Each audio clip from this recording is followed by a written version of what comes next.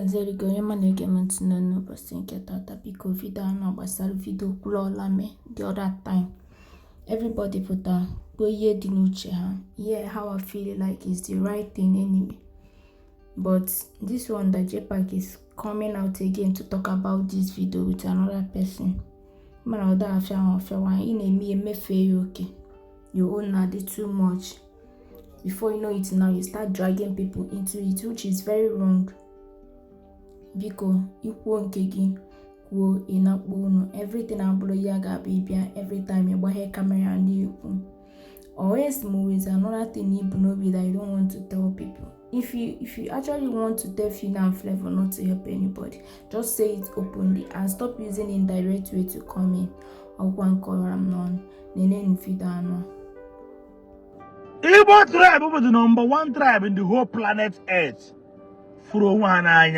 Yes. Come on now, some 10-20% beef and a brand for Nanya. Genti ndị Igbo na-ekwu na-asị na ebe ọ bụla ijere ifu onye Igbo na adịa ọ ga-efe ahụ ịfụnanya nwere n'etiti onwe anyị.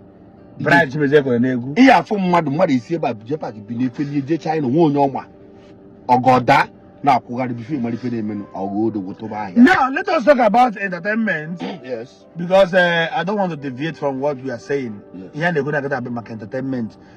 Whether is there any love in entertainment? Igbo entertainment section. Igbo entertainment section. Yes. We say yes.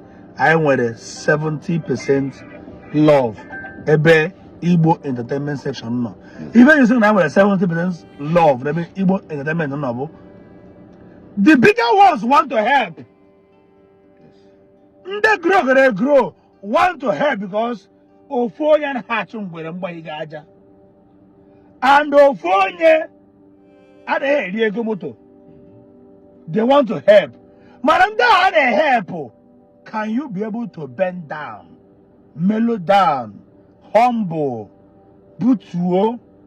Can we make any more negara? Because no one be butuo or we make any more nera. You would go. If you are not saying that Flavor and I help money, nothing and I have money. Oh, when you hear me, you will be away. Ibru everything about you. Where you may be down, Joe. If they can be able to come to a podcast, he has to change. I don't agree. I don't encourage you. Don't help anybody. Help the barabo, and I can help Ruby. But here now, you're the upcomers here. Bo, no, here with a teen algo, where I knew who weapon one. Oh God, it's on your brand new where a weapon. Where a pride in Ganga. In a good way, I'm with Tatanam. I'm with Tatana money. Only we've I'm with Tatanam. Give on Agumaya. Able, upcoming hip hop artist. Is there a TikTok? Maybe TikTok. 1,000 followers. In whatever husband, Bamba. Now I can beat Fino. As a rapper. Igbo comma. I can beat Fino. Agma. Even if Nick is the talented, he can rap more than Fino. If he didn't make publicly. Only when I pronounce say, na can rap combat and maybe Fino. All goes that way respect. And another thing, maybe I don't know if Obona na boyfriend we see na Neka Fino agora rap, Neka Flavor go. Kirivi na choose ni nyama Fino. And then I go and Fino. Let me make here. Kirivi na go. Kirivi is nyama kanu. Oruze say Fino help. That will help. Ebe Kiago. But God go help Fino. Oh, go help is Fino help of Flavor. And Jpac, if I know about Flavor. Oga happen ihu akwụkwọ Flavor abụrụ onye ihu akwụkwọ. Flavor has done a lot as far as Igbo is concerned. Ka m gwuo n'eziokwu ụdị ebe ifere a na-eme na family nwa amụta ụmụ na-asụ ha Igbo. Flavor is one of the artists, even not the artist with Fino.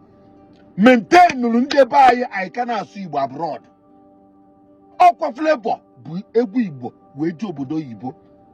Ọkwa Fino kagburu apụ Igbo nya asụsụ Igbo wee ji obodo Igbo ndị ọcha na-agụ ya ewepụ Flavour na Fido Jpac ka ngwa gị eziokwu otu ọbụla gị nọ anyị na-asụsụ Igbo ọ ya na-eme anyị ifele isi Igbo mana because na Flavour and the Fido has taken Igbo globally mee ndị ọcha na-asụ Igbo mee ndọta agụ egwu Igbo ndị ọcha soro na-agụ ebe akema ndị China na-agụ 1 2 3 4 ọgụ merie ijenigo China iwu onye nkụzi ọ dụtụ egwu a na-anụ dịkata egwu si na egwu atọrọ ụtọ let's learn this language biko geenụ ntị ndị a bụ ndị Flavour na Fido wu ndị eji eje as far as Igbo is concerned ka gbuo eziokwu efoto anyị nọ kịta Flavour na Fido wu ha nwa ji anyị ha nwa ji anyị na entertainment maka Chukwu ka na-agwa gị ewepụ Flavour na Fido onwe onye awụ na entertainment ma Nigeria ndị Igbo ala pee nwụọ pee ị ma na Flavour who the only artist bụ Igbo language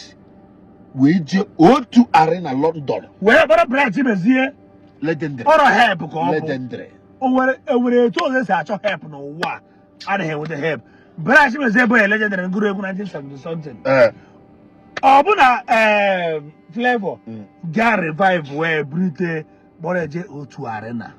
And let me tell you, Bright Chimezie, that is the greatest of his career, that O2 Arena. Kemgbe ọ gụrụ egwu na ma 70 something na 60 something. O nwere ike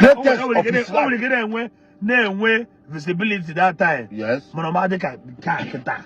If I know Kita, if I gara aga go, I get them before no be problem. Ị na-ekwu what of gwogwogwo. Mark Ejaga. Ọrụ small Brenda. Jeje burite karịa ya.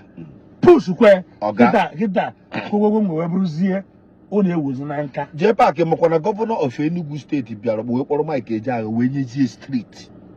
Mike Ejaga street. When Mike Ejaga street now in Enugu State because of Brenda. Brenda bụ onye Igbo. Onye Igbo. Chukwu bụ onye Imo State. Onye Imo State. Mike Ejaga onye Enugu State. Kee love ị na-achọ ndị Igbo na ha enye unu. Unu emezira ka ọ dị ka let me tell you the greatest love ever is in our tribe. Mana the thing not there bụ na other tribe abịa a na-eme anyị ka anyị fanya na anyị hetụrụ nwa asị anyị hetụrụ nwa kiri ibe ji wee ba ụba ọka ibe ji abụ ụba wee fụnanya. Now ka anyị break here down anyị don win King of life first yes live Lajabia one ewuchara n'ime Anambra n'Imo n'Enugu na-ewuchara ụmụ onwe ihe gbasara ya na Lagos himself ọ na-ewu na East mana ọ bịara Lagos nwe ha onye bụ mụ nwara gị nwa bụ etiri ya egwu Panama for 3 weeks ọkụọ Dangote kụọ Panama kụọ Blado Pullover kụọ ma Jangbade na nke dị gịnị nwanne ndị mmadụ bụ na-etiri kwuru ya na-agwa ji egwu Lagos ọpọ na o winuru King of Life mana anụ ha Lagos mana akụkọ na-ewu mgbe aha egwu ebakwa ahịa o n'ụdị nke kwa ka esili pụpụti ọnụ n'egwu ka ihe pọs ị na-achọ onye ọbụla bụ onye big artist tiri ọnụ n'egwu gị bụ iyi na ọ